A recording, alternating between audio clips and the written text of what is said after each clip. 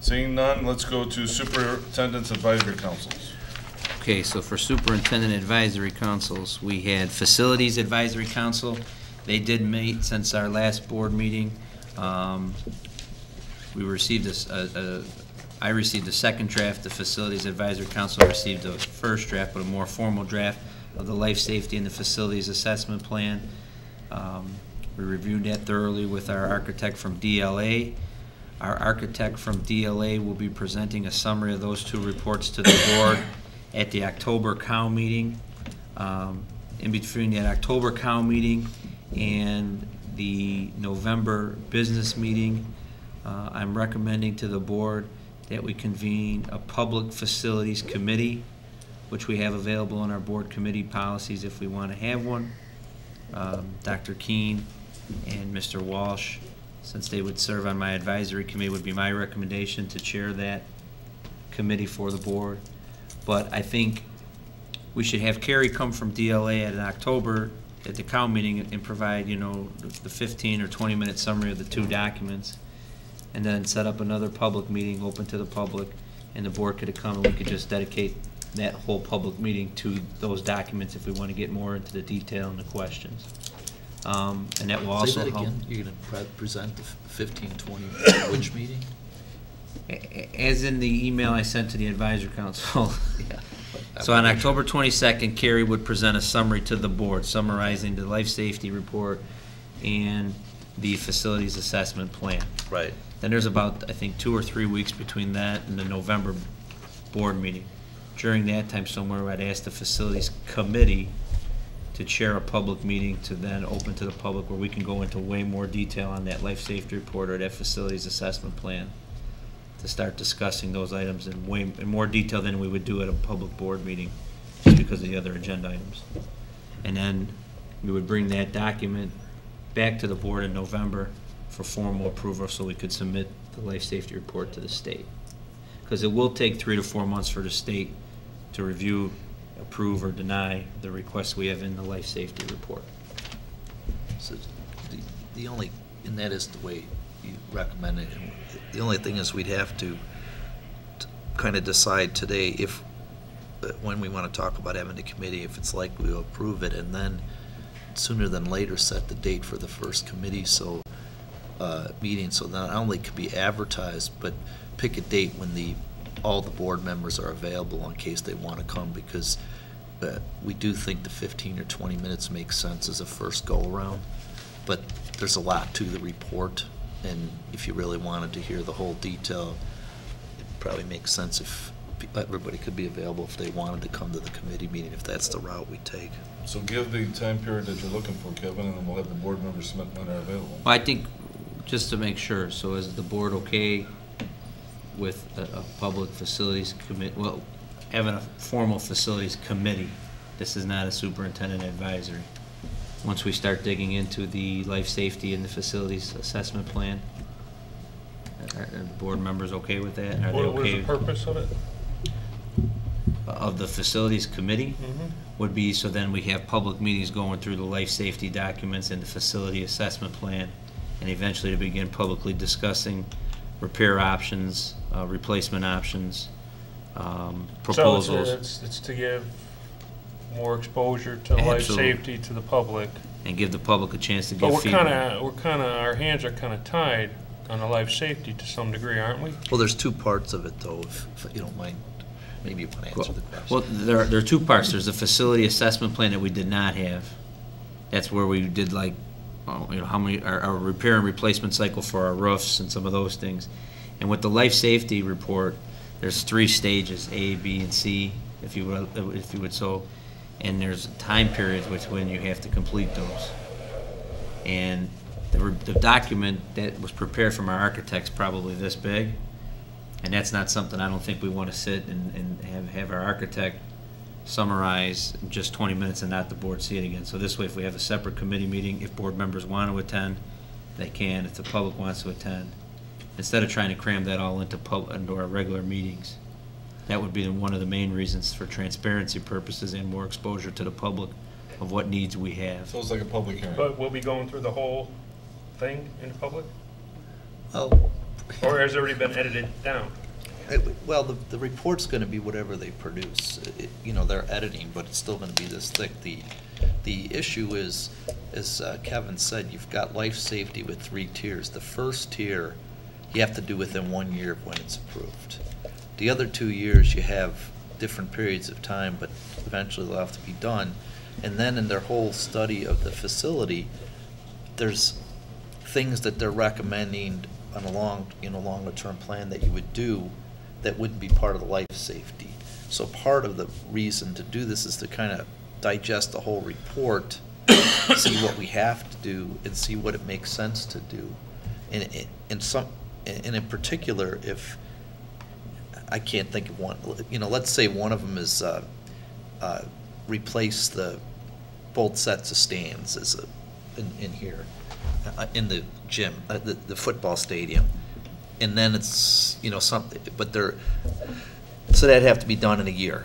And then they say the track is only good for another year or 2 or whatever. I can't remember the specifics. And the football field's only good for another year or 2. And the drainage also needs to be fixed, which may or may not be life safety. You got to decide how do you want to tie it together to make a plan with what's in life safety and what isn't, and what we think we should do and how much we can spend on it. My biggest thing, Mr. Gritchen, is we know that there's repairs coming and there's going to be replacements coming. And I could tell you, dealing with my first 18 months or 24 months on the job where we were trying to do audits of projects I didn't have control over, or questioning decisions, or the more we can try to learn from the past, put things, get out there more, let people know everything we're doing, and be transparent. I think it's going to be will help dispute some of the questions. I'm just trying to understand the purpose, because I understand, let's get it out there and let's be transparent. But to some degree, on life safety, your hands are tied, right? Sure. Once it's identified as a life safety issue, you have to remedy it. That is true, but I think. So is it the degree of remedy that we're trying to go out there and have? So, like, for example, the stadium. Right now, we only have 3 sections. People have told me, if you're going to get a new stadium seating, why don't you make it so it's wider? Because on Friday nights, everyone's crammed in on that side of the stadium. I mean, is that the type of? Yeah, I would say probably a bigger issue is that we know the stadium has issues, and we know the track's due for resurfacing. Right. It's something that none of us caught. Was the architect's like, listen, I've only been on staff for about a year, but every time we have a heavy flood, your turf's floating. Right.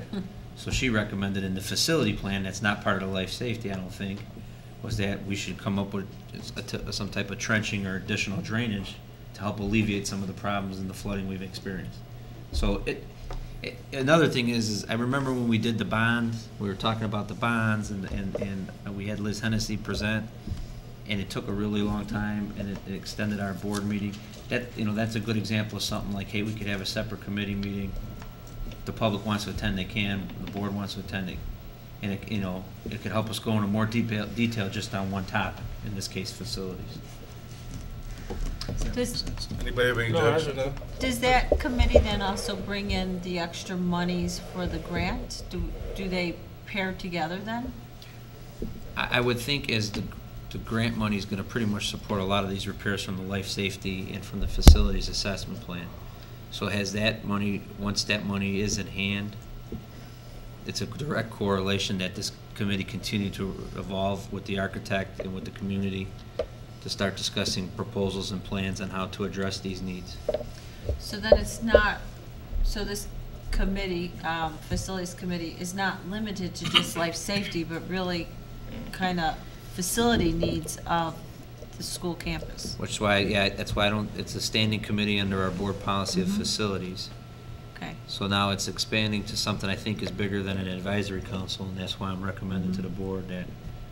I'm in favor of it. This is public money. Facilities are used by the public, and I think we should give the public an opportunity to comment. Anybody have any objections? No All right. objection. Is the board okay with me continuing to use the 2 representatives I have on my advisory council? Yes. Go ahead. Yeah. But I wanted to touch on what Laura asked. Though, Laura, the committee wouldn't really have the authority, I don't think, to decide how much you could spend or how we would fund it, because you have to, I you know, didn't say go. that. No, let me, I just want to, I didn't I'm just, assume that. let me just finish, because I think possibly somebody could interpret it this way. I mean, the fact of the matter is, on the first tier life safeties you have to do in a year, it doesn't seem like it makes sense with the money coming, but we could issue bonds without needing to go to the, a referendum, because you have to do life safety. So it would be more coming up with the best alternative for going forward, knowing you have a short period of time on the life safety, and then getting guidance on how we're gonna, what we can fund, or how much, or how we would fund it. No, my comment was more to the $9 million, everybody knows the school has received that. It was like the pink elephant We in have the not room. received We it. have never Well, received. okay, everybody in the community knows that there's a potential that the school will receive this money. So it's like the pink elephant in the room. We're gonna have a committee on facilities. Is that the place where we would potentially talk about how that money should best be spent? It's a place, my interpretation on it is that a majority of that money came from construction, for construction and construction refunds. That's a good place But to I talk would, about I would look address. at this facility, to say, let's look at what we're gonna spend prudently, as if we didn't have the 8.9 million coming in, so that we make sound decisions. Right. And the decisions are done economically and fiscally Right. responsibly, okay? Not that we have 8.9 and it's burning a hole in our pocket and then we just spend, so that's a, Yeah, but I think this they're com- independent. Yeah, but this committee, we can finally start to talk about that the tennis courts are crumbling and breaking Yeah. apart. Yes, That the yeah. stadium is falling apart, that the roofs need, so this committee, we could actually make the long list? Yes, Yeah. we Yeah. have that Yeah, report that's what I'm coming, saying. yes. And we know that once we make that long list, that, hey, we might actually be able to fund some of that. That is correct. Too. Okay. You're But good. it's All the right. pink elephant in the room, that, you know, we're just not gonna talk about all these things we know we gotta fix. Okay, any other questions on the facilities? So, Pool, so facilities committee, we're good? yeah, Okay, pool, we're close to finalizing that agreement with White. We're just working out some minor details and like length of warranties and some of those. I would hope that I have something for the board in October to approve, and that hopefully the work will be done 60 to 90 days after that. And right now, our expenses appear to be only expenses to repair some service-related materials and items to our Ceresco, the actual HVAC unit. In regards to design changes and implementations and the work related to those design changes and implementations will be covered by White and 2010 Engineering. But that will be finalized in the agreement that I'll bring to the board in October. okay. Joel's quarterly report. Can I at ask the another question on the pool? Sure. I hope, I didn't have time to call you on the side, but I, as you know, happened to go see the girls' invitational part of it on Saturday, and our scoreboard wasn't working. And it's more of a general question, it's really not the scoreboard, but I did text you after getting an earful from a lot of the mothers, and I know you didn't know about it, and I guess I realize we're going through a little bit of a transition with our pool director stepping down, but, you know, one question I would ask you is it part of the job responsibility, say, of the assistant athletic trainers at least, to, if they're stopping by the events when they're at the school, to like kind of give a report if there's any deficiencies, and whether it's the pool or the track or the football stadium or soccer game or whatever? Athletic directors or trainers? The said assistant trainers. athletic director is what I Okay. meant to say. Did I Okay. say trainer? Yeah, you said trainer. My daughter's a trainer. Mixed that. I say it wrong. So, like the assistant athletic director, because we know we have competent assistant athletic directors. Does Art and Pam have something set up to say, you know, make sure you report if there's any issues when you stop by the event, so that we can correct them? We received some communication not only from you, but also, so I did follow up with Art. This has been an ongoing issue, and Art's been aware of it. So at today's meet, the rep from the scoreboard company did come in from Minnesota and attend our whole meet. We still are having some issues. Some things that were identified as that some of the upgrades that should have taken place over the last 5 years. We need to figure out where those updates implemented correctly. For the scoreboard. For the itself, scoreboard. like the software. So it's going to be, it's being addressed as we speak. Okay. And that's something that we worked on, I'm working on with the athletic director, so between the athletic director and our new aquatics director, that will be remedied. But I'm purposely asking a broader thing, you know, can we put some responsibility, say, on our assistant ADs to, you know, report any kind of significant deficiency so that you're made aware of it? Well, Yeah. I guess if the athletic director knew and you didn't have a reason to tell you, that's fine. Well, that's what I think, Okay. the matter is if the athletic director knew, he's Okay. gotta be corrected at maybe a faster pace so that it's not deficient in an invite. Okay. And so from what I was told, he was out, the scoreboard people were out last Tuesday, they thought they had it fixed, and then it crashed again, so I don't, but I It think was we have working tonight. we have some management, Oh, thanks. you know, levels of management that they need to address some of these minor repair issues, Yeah. and they have repair budgets, so. Right. So it's on there, I won't be, I mean, to say that I need to know of every repair that needs to be No. made.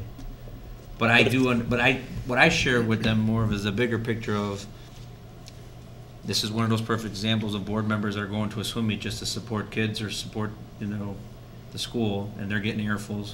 Because you were not the only board member that mentioned it to me, and so then I go to the athletic director and say, you know, these are things that we need to be addressed so that they don't become board problems or superintendent problems. Okay, that's helpful, thank you. Joe's quarterly report was included.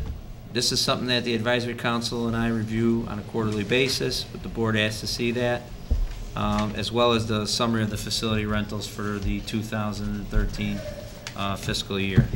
Finance Advisory Council did not meet in the last month. Personnel Advisory Council did not meet in the last month. We'll be meeting probably, the representatives that assist me on my Personnel Advisory Council, I also work with on the collective negotiations, so we receive updates from them during closed session on those items.